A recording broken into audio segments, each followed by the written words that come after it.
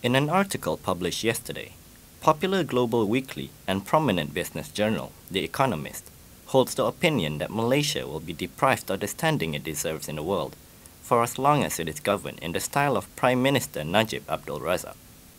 According to the article, under Prime Minister Najib Razak, the country is regressing at alarming speed.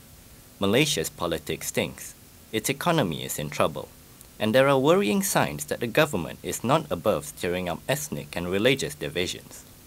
They wrote that UMNO has run out of ideas, and with the party president's credibility in question, they seem incapable of rejuvenating itself.